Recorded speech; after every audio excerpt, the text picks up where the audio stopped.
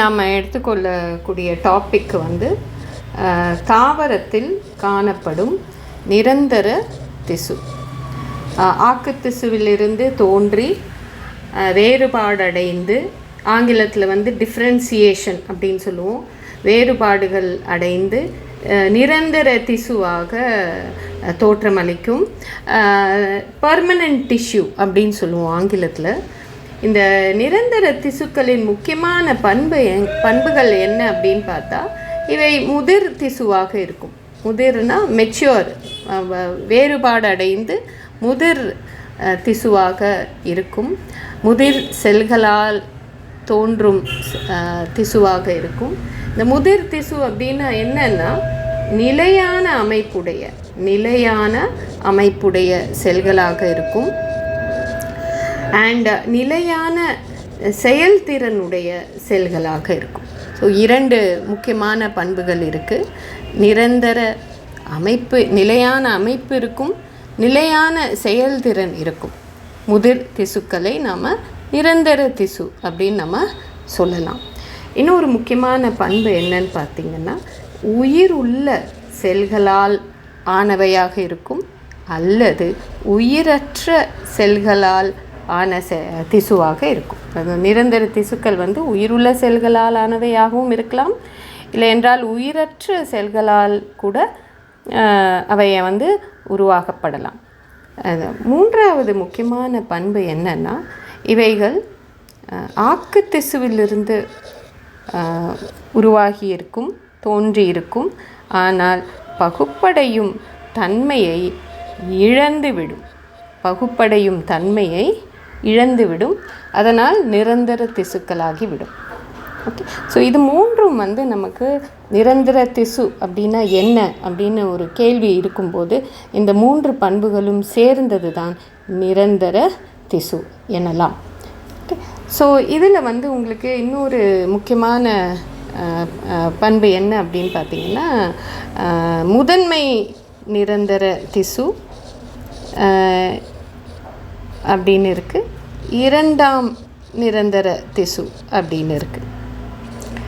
Okay, so முதன்மை நிரந்தர திசு அப்படின்னு பார்த்திங்கன்னா, இது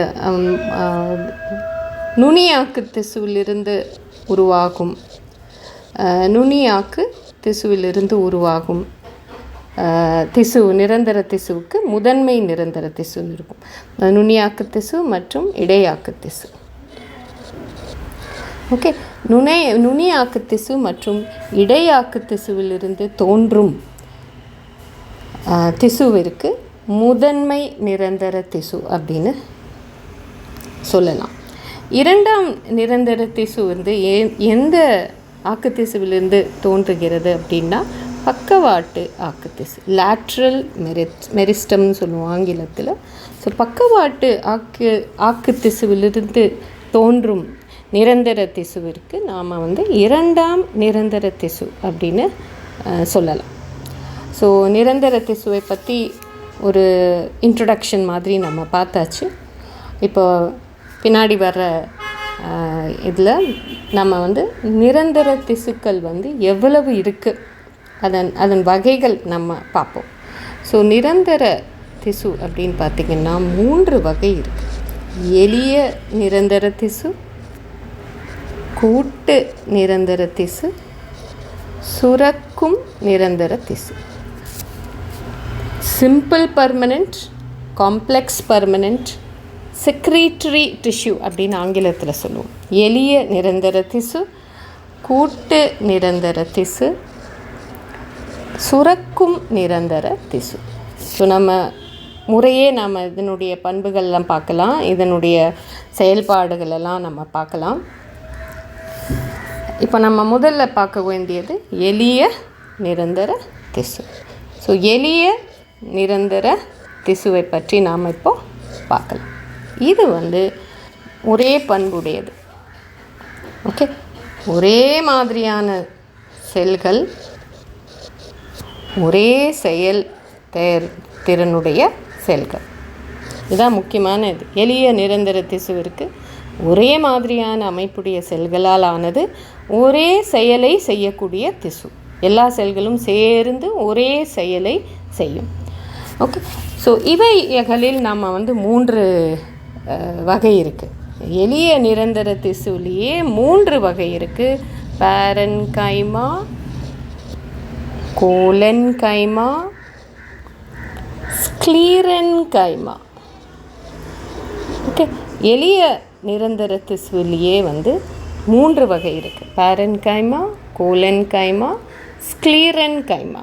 ஸோ நாம் வந்து முறையே ஒவ்வொன்றாக நம்ம பார்க்க போகிறோம். முதல்ல பார்க்கக்கூடிய எளிய நிரந்தர திசு வந்து பேரன்கைமா. இவைகளில் சில வகைகளை நம்ம பார்ப்போம்.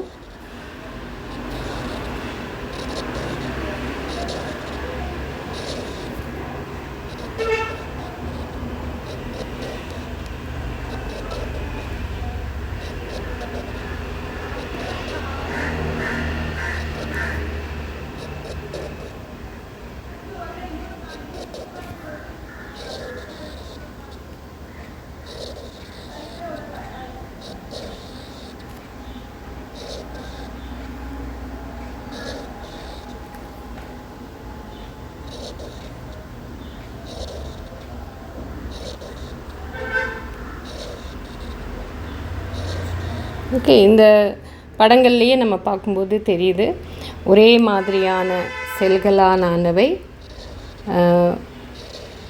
ஓகே, பல அமைப்புகள் இருக்கும், ஆனாலும் எல்லா செல்களும் சேர்ந்து ஒரு செயலை செய்யக்கூடிய வகையில் இருக்கும்.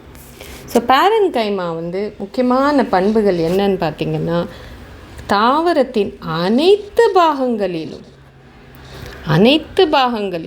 நாம் வந்து பேரன்கைமா செல்களை பார்க்கலாம்.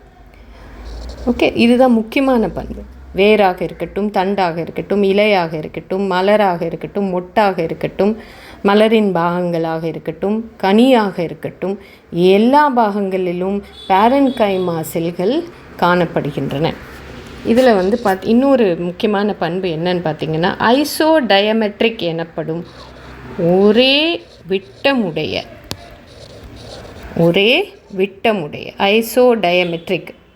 ஓகே, ஸோ இவை வந்து உருண்டையாக இருக்கலாம், பல கோணங்கள் கொண்ட செல்களாக இருக்கலாம், நீண்ட செல்களாக இருக்கலாம், முட்டை வடிவ செல்களாக இருக்கலாம். ஸோ பல அமைப்பு உடைய, ஆனால் ஒரே விட்டமுடைய செல்களாக இருக்கும். செல் இடைவெளி இருக்கும், இல்லைன்னா செல் இடைவெளி உடைய செல்களாக இருக்கலாம், அல்லது அற்ற செல்களாக இருக்கலாம். ஸோ பல செல்கள் ஒன்றாக இணைந்து இறுக்கமான திசுவை உருவாக்கலாம், இல்லை என்றால் தளர்வான திசுவையும் அவை உருவாக்கலாம். தளர்வாக இருக்கும்போது செல் இடைவெளிகள் அதிகமாக இருக்கும். இறுக்கமான திசுவாக இருந்தால் செல் இடைவெளி முற்றிலும் இல்லாமலும் கூட இருக்கலாம். அண்ட் இன்னொரு முக்கியமான பண்பு என்ன அப்படின்னு பார்த்திங்கன்னா, அனைத்து பேரன்கைமா செல்களும் உயிர் உள்ள செல்களாகத்தான் இருக்குது. ஓகே, உயிர் உள்ள திசு அப்படின்னு சொல்லுவோம் அது. ஓகே, லிவிங் டிஷ்யூ அப்படின்னு சொல்லுவோம், உயிர் உள்ள டிஷ்யூ. செல்லுலோஸ் தான் முக்கியமான செல் சுவர் பொருள். இதில் செல்லுலோஸாலான மெல்லிய சுவருடைய. ஓகே, ஸோ இதை பேரன்கைமா செல்களின் செல் சுவர் வந்து மிக மெல்லியதாக இருக்கும். தின் செல் வால் அப்படின்னு ஆங்கிலத்தில் சொல்லுவாங்க. செல்லுலோஸாலான மெல்லிய செல் சுவருடைய திசு தான் இந்த பேரன்கைமா திசு. ஓகே, இதில் வந்து ஒரு இணை திசுவாக புரோசன்கைமா, ஓகே, புரோசன்கைமா என்னும் ஒரு இணை பேரன்கைமான்னு சொல்லுவோம். இது வந்து முக்கியமாக சில தாவர பாகங்களில் நம்ம பார்க்கலாம். தட் இஸ் ஒரு நீண்ட செல்லாக இருக்கும், வித் கூர் முனையுடன். நீண்ட செல் கூர் முனையுடன், இரு கூர் முனைகளுடன் கூடிய செல்லாக இருக்கும். இதுக்கு வந்து இந்த செல்லுக்கு பெயர் வந்து புரோசன்கைமா. இது பேரன்கைமா செல்லு தான், ஆனால் அமைப்பில் சிறிது மாற்றம் இருப்பதால் இதுக்கு வந்து புரோசன்கைமா அப்படின்னு பேர். ஸோ நீண்ட பேரன்கைமா செல், கூர்முனையுடன் கூடிய பேரன்கைமா செல்லை நாம் புரோசென்கைமா அப்படின்னு சொல்லுவோம். கூர்முனைகளுடன் கூடிய செல்கள், நீண்ட செல்கள். ஸோ புரோசென்கைமா அப்படின்னு சொல்லுவோம். ஸோ இதுதான் வந்து அமைப்பு சார்ந்த பண்புகள், பேரன்கைமா திசுவின் அமைப்பு சார்ந்த பண்புகள். ஸோ ஒரு பேரன்கைமா வந்து ஒரு எளிய திசுவாக இருக்குது. இதன் அமைப்புகளில் இவ்வளவு பண்புகள் இருக்குது. நம்ம நெக்ஸ்ட்டு பார்க்க போகிறது செயல்பாடு. எப்போவுமே நாம் திசுவை பற்றி படிக்கும்போதோ இல்லை செல்லை பற்றி படிக்கும்போதோ அமைப்பு சார்ந்த செயல்பாடு தான் முக்கியமாக கருதப்படுகிறது. அமைப்பு படிக்கிறோம் அப்படின்னா அதோடு கூடிய செயல்பாடும் நம்ம படிக்கணும். ஏன்னா செயல்பாடு வந்து எப்போவுமே அமைப்பு சார்ந்ததாக தான் இருக்கும். It will be related to the structure. Function is always related to the structure. So ஒரு செல்லின் செயல்பாடு அதனுடைய அமைப்பை சார்ந்தே இருக்கும். ஸோ எந்த ஒரு செல்லோ திசுவின் அமைப்பை நம்ம படிக்கிறோம் அப்படின்னா அதோடு சேர்ந்து அதனுடைய செயல்பாட்டையும் நம்ம ஞாபகத்தில் வச்சுக்கணும். ஸோ பேரன்கைமா செல் திசு, பேரன்கைமாங்கிறது செல்லு கிடையாது, பேரன்கைமா திசு. பேரன்கைமா செல்கள் எளிய திசுவை உருவாக்கக்கூடிய பேரன்கைமா செல்கள் வந்து எந்த மாதிரி செயல்திறனை சுட்டி காட்டுகின்றன அப்படின்னு பார்த்தோம் அப்படின்னா, முதல் செயல்பாடு வந்து சேமிப்பு. எதை சேமிக்கிறது? உணவை சேமிக்கிறது. உணவு சேமிப்பு இதுதான் வந்து முதல் மெயின் ஃபங்க்ஷன் சொல்லுவோம். ஒளிச்சேர்க்கையின் மூலம் தயாராகும் உணவை சேமிக்க உதவுகிறது இந்த பேரன்கைமா செல்கள். உதாரணத்துக்கு நம்ம பார்த்தோம் அப்படின்னா கனிகள் தான் வந்து சேமிப்பு பாகமாக இருக்குது. எண்டோஸ்பம் அப்படின்னு சொல்லக்கூடிய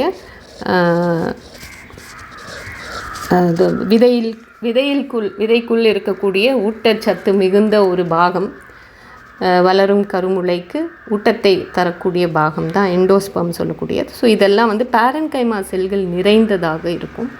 இதில் வந்து உணவு சேமிப்பு முக்கிய செயலாக இருக்கும்.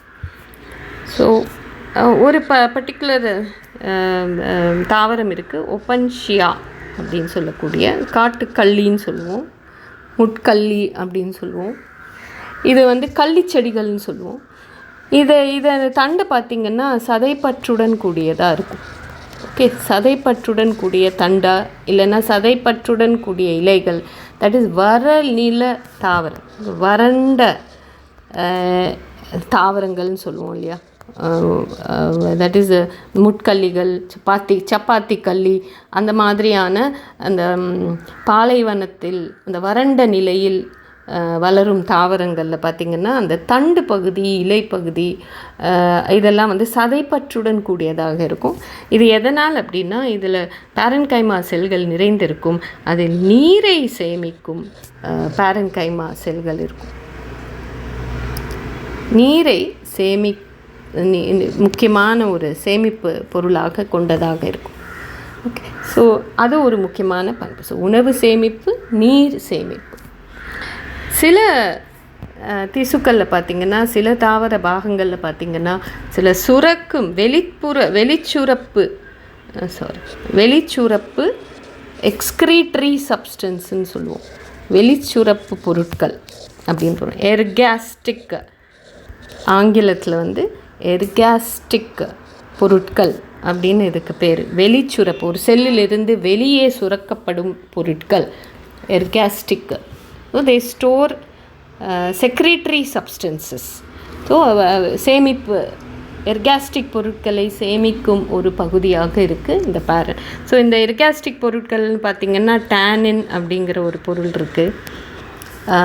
அப்புறம் வந்து ரெசின், தட் இஸ் கோந்து பொருட்கள், கோந்து போன்ற அமைப்பு. பிசின்னு சொல்லக்கூடிய, பிசின் அப்படின்னு சொல்லக்கூடிய ஒரு வகை பொருள், வெளியே சுரக்கக்கூடிய பொருள். இதை வந்து இந்த செல்களுக்கு வந்து ஒரு தனித்துவமான பெயர் இருக்குது. இது போன்ற வெளிச்சுரப்பு பொருட்களை சேமிக்கும் செல்களுக்கு இடியோபிளாஸ்ட் அப்படின்னு பேர். இடியோபிளாஸ்ட் அப்படின்னு பேர். ஓகே, ஸோ இதெல்லாம் வந்து 2 மார்க்கு வினாக்களாக வரும் எக்ஸாம்ஸில். பார்த்திங்கன்னா இடியோபிளாஸ்ட், ப்ரோசன் கைமா, எர்காஸ்டிக் சப்ஸ்டன்ஸ், இதெல்லாம் வந்து 2 மார்க்ஸில் கேட்பாங்க. ஸோ இடியோபிளாஸ்ட் அப்படின்னா தனித்துவமான எளிய திசு, பேரன்கைமா செல்களால் ஆன தனித்துவமான எளிய திசு. இது வந்து ஒரு செல் உருவாக்கக்கூடிய சில வெளிச்சுரப்பு பொருட்கள், தட் ஸ்டானின், கோந்து, பிசின், இவைகளை வந்து சேமிக்க பயன்படும் ஒரு வகை பேரன்கைமா செல்கள் தான் இடியோபிளாஸ்ட் எனப்படுகின்றன.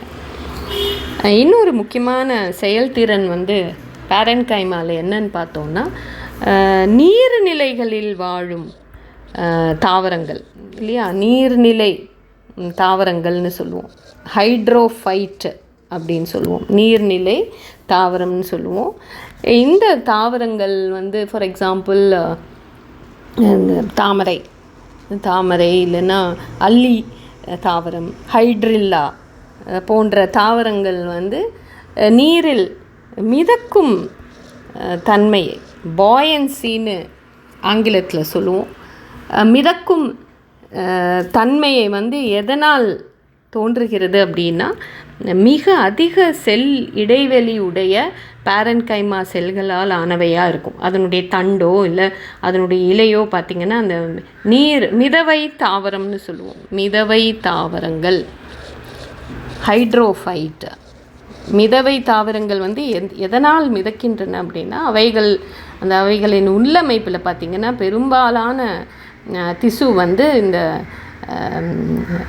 அதிக அளவில் செல் இடைவெளியுடன் கூடிய பேரன்கைமா தான் இருக்கும்.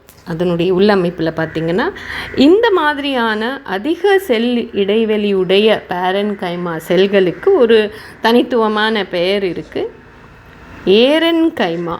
அதுதான் அதனுடைய பெயர். ஸோ ஏரன்கைமாவும் ஒரு 2 மார்க் கொஷனில் வரலாம். ஏரன்கைமான ஒரு தனித்துவமான பேரன்கைமா திசு, எளிய திசு எங்கே காணப்படுகிறது அப்படின்னா மிதவை தாவரங்களின் உள்ளமைப்புகளில் காணப்படுகிறது. இதனுடைய செல் அமைப்பு, திசு அமைப்பு எப்படி இருக்குன்னா, மிக அதிக செல் இடைவெளிகளுடன் கூடிய செல்களாக இருக்கும், திசுவாக இருக்கும். ஸோ பார்த்திங்கன்னா அதிக அளவில் இல்லை இந்த இடத்துலலாம் காற்று இருக்கும், காற்று நிறைந்திருக்கும். ஸோ இல்லை செல் இடைவெளிகளில் காற்று நிறைந்திருப்பதால் அவைகள் மிதக்கும் தன்மையை அடைகின்றன. ஸோ இந்த மாதிரியான ஒரு பேரன்கைமா செல்லுக்கு வந்து ஏரன்கைமா அப்படின்னு சொல்லுவோம். ஸோ நம்ம இது வந்து நீர்நில தாவரங்களில் காணப்படுகிறது. இதுலேயே இன்னொரு வகை இருக்குது, தட் இஸ் செயல்பாடுடன் கூடிய ஒரு அமைப்பு. நம்ம பார்த்தோம் அப்படின்னா அதிக அளவில் பசுங்கனிகங்கள் வந்து நிறைந்திருக்கும் செல்கள் இலைகளில் நம்ம பார்க்கலாம். இலைகளில் பார்த்திங்கன்னா இந்த பேரன்கைமா செல்களில் அதிக அளவில் பசுங்கனிகங்கள் இருக்கும். அதே பார்த்திங்கன்னா தண்டில் சில குறைந்த அளவே இருக்கும். வேரில் உங்களுக்கு இந்த மாதிரியான பேரன்கைமா செல்கள் இருக்காது, பசுங்கனிகளுடன் கூடிய பேரன்கைமா செல்கள் இருக்காது. ஆனால் இலைகளில் பார்த்திங்கன்னா அதிக அளவில் பசுங்கனிகங்களுடன் கூடிய செல்கள் இருக்கும். அதை வந்து நம்ம குளோரென்கைமா அப்படின்னு சொல்லுவோம். அதுக்கு என்ன பேர்? குளோரென்கைமா. ஸோ இதுவும் பேரன்கைமா செல்கள் தான், நீண்ட பேரன்கைமா. இப்போ இலைகளின் உள்ளமைப்பை நம்ம பார்த்தோம் அப்படின்னா நீண்ட பேரன்கைமா செல்களாக இருக்கும். பாலிசேடு செல்கள்னு சொல்லுவோம் ஆங்கிலத்தில். அது இலைகளின் உள்ளமைப்பு வரும்போது நம்ம அதை பார்க்கலாம். இதில் பார்த்திங்கன்னா அந்த செல்களின் ஓரங்களில் மிக அதிக அளவில் பசுங்கனிகங்கள் உருவாகி இருக்கும். இதை வந்து நம்ம குளோரென்கைமான்னு சொல்லுவோம். ஸோ இது நீண்ட செல்களாகவும் இருக்கலாம், சில தாவரங்களில் பார்த்திங்கன்னா உருண்டை வடிவ செல்களாகவும் இருக்கலாம். எந்த செல்களாக இருந்தாலும் பசுமை நிறமாக இருக்கும். ஏனென்றால் இந்த செல்களின் ஓரங்களில் பசுங்கனிகங்கள் இருக்கும். மிகையான அளவில் குளோரோபிளாஸ்ட் எனக்கூடிய பசுங்கனிகங்கள் நிறைந்திருக்கும். ஸோ அந்த மாதிரியான பேரன்கைமா செல்களுக்கு நம்ம கொடுக்கக்கூடிய பெயர் வந்து குளோரென் கைமா. ஸோ நாம் இங்கே வந்து நம்ம பேரன்கைமா பற்றி எளிய திசு, ஒரு வகையான எளிய திசு பேரன்கைமா பற்றி நம்ம எல்லோரும் பார்த்தோம். அடுத்த வகுப்பில் அடுத்த எளிய திசுவான கோலன் கைமா பற்றி கோலன் கைமா மற்றும் ஸ்க்ளீரன் கைமா பற்றி பார்க்கலாம்.